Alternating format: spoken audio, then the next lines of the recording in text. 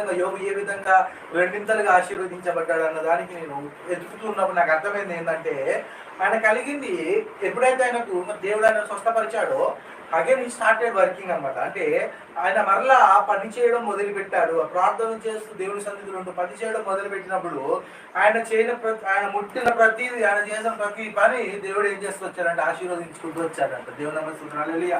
చాలాసార్లు మనం కూడా ఏం చేస్తా ఉంటామంటే, నేను ప్రార్థన చేస్తా నువ్వు నన్ను దీవించి ప్రభావ, నేను ప్రార్థన చేస్తా నువ్వు నా పనిని దీవించంటే, నీ పనిని దేవుడు దీవించాలంటే నువ్వు ఏం చేయాలి? ప్రార్థన చేయి ఫస్ట్.